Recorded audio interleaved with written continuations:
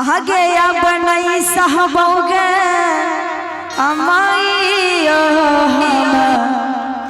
आया बनई रहबोगे माइयो आगे या बनई सहबोगे माइयो या बनई रहबोगे माइयो बनई सहबोगे बनई रहबोगे माइयो सास गोतनिया झोलहने पलंगिया खातिर गे माइयो सास गोतनिया झोलहने पलंगिया खातिर गे माइयो पलंगिया खातिर गे माइयो रहे जावा खातिर गे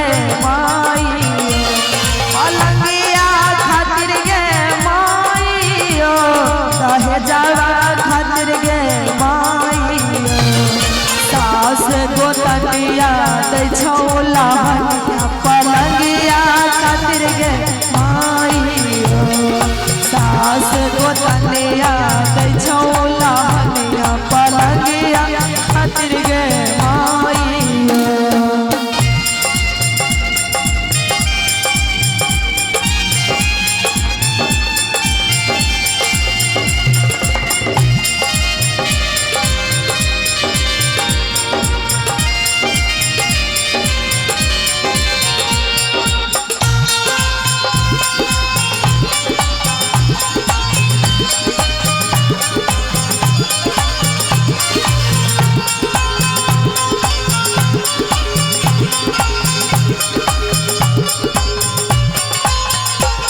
उसके बाद फिर उसकी माँ कहती है, उसका जब बेटी कहती है कि अब हम नहीं सहबो, बहुत गाली गज्जन हमरा दे छो ससुराल में सब पलंग कुर्सी खातिर ले दहेज खातिर ले कथी ले हमरा ऐसा घर में बियाह कर देली। आप अगर कुछ बोलतो तो हम हूँ लड़बो। तो उसका मम्मी कहती है आगे सही के रही होगे बेटिया तू कुछ नहीं बोली होगे बेटिया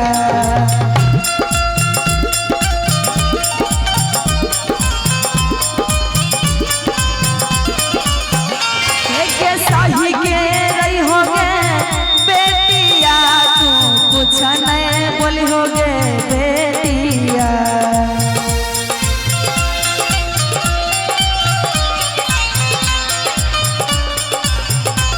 और ये सॉन्ग भी मेरा लॉकडाउन में आया था और उसके ऊपर बनाया गया था कि लॉकडाउन में घर घर में पैसा के लिए बहुत दिक्कत हो गया था क्योंकि काम धंधा सब कुछ बंद हो गया था।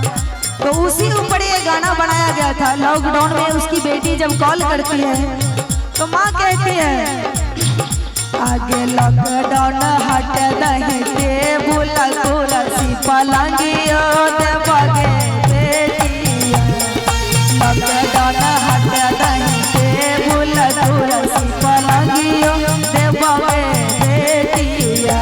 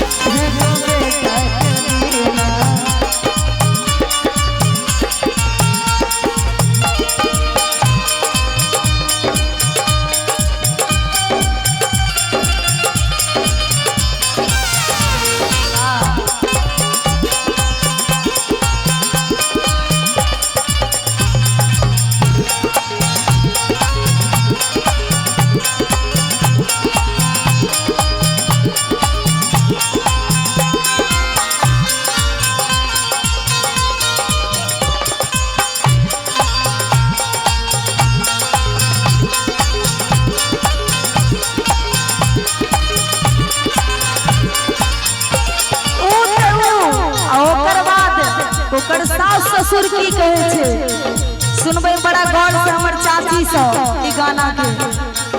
शादी भ गेलो? शादी न भेल छ? ना न भेल छ, कुमारे छे। बियाह होतो दहेज मांगबो करबे? नहीं ले विदा है। सास ससुर हुआ चूर तो तब की करबे? शादी नहीं करेंगे। शादी नहीं करबे? देखे छिए ना कैसे शादी नहीं करबे, कुमारे रवि के बाप। और कहती है उसकी बेटी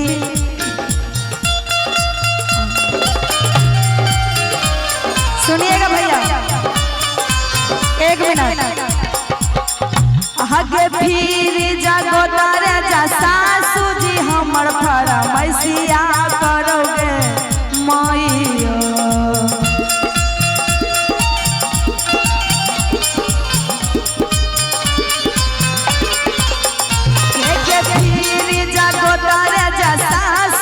हमर फरमैसिया करोगे मैया।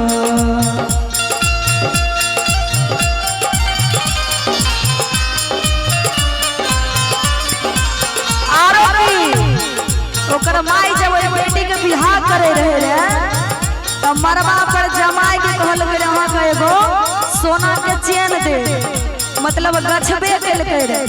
लॉकडाउन ले गेले कहाँ से बेचारी देते, लॉकडाउन हटते तब ना देते। तो वह कहे छे ओकर बेटी आगे हमारा बापर गछल रहो सोना माँ के चेना माँ जमैया मांगोगे हमारा बापर गछल रहो सोना माँ के चेना माँ जमैया मांगोगे मैया।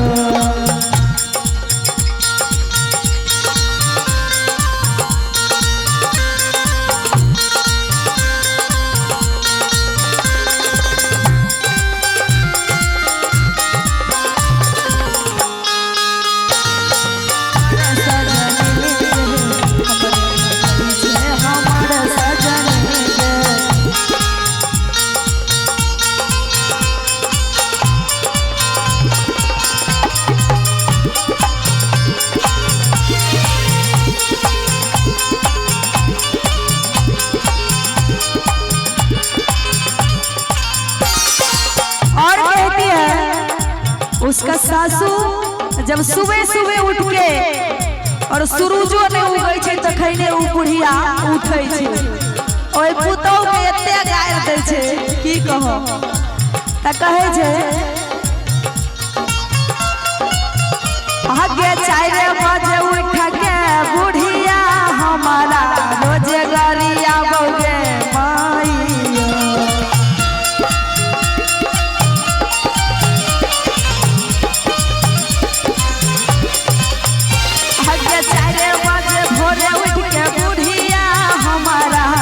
रोजे गरिया बोगे मैया।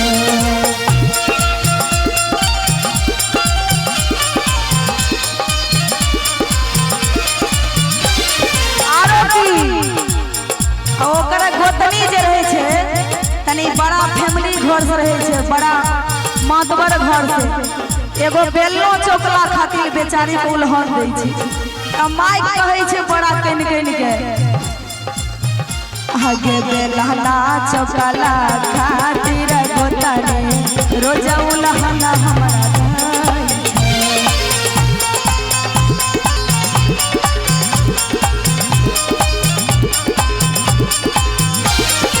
बेलहनो चौकला खातिर गोतनी रोज गरिया बोगे मैया।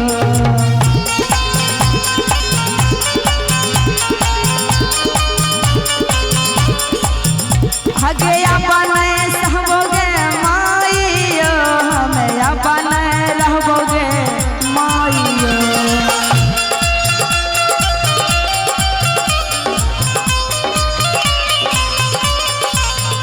हगे अपन सहबोगे माइयो हमें अपन रहबोगे माइयो।